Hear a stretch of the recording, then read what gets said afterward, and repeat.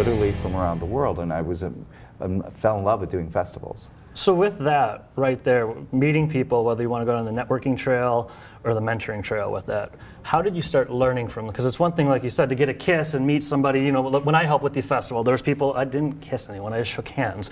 But it was nice to meet them, but there's a whole different thing when you're networking and learning from them. What started that within the theater and improv community? How did you start to learn from people and network as far as really growing relationships beyond meeting people or showing up on stage? I feel like the best way to meet people in a lot of ways is to just be present.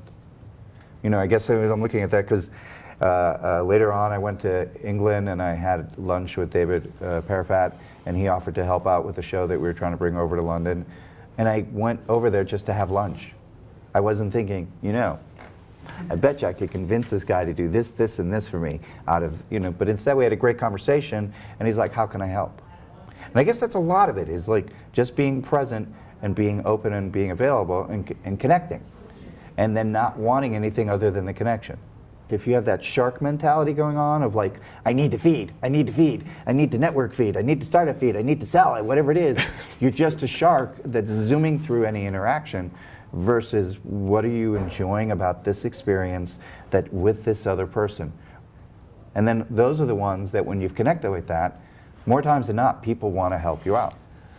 What do you do for the actual conversation as far as asking questions? What do you do? We start talking and I don't want to pitch you. What should I be doing and what did you do for that? If you enter into someone else's space, there's no way they cannot enter into yours.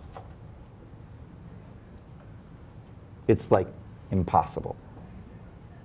But that means entering into their space. Entering into their space means you find out about them. You connect with them. You know, you've done improv for a long time, so you know the first line of dialogue is just anything that you say. It's how the second person responds to it that makes the scene. The first line of dialogue is anything. That's why in most scenes the first line of dialogue is the least important thing being said. It's how the other person responds to it. And if you're listening and if you're open and available, you're already honing in and entering into their space.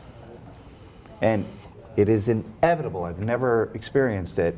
I've had amazing conversations with people from all over the world. By entering into their space, they always then enter into yours. It's like impossible for them to say, great, thank you, and then leave.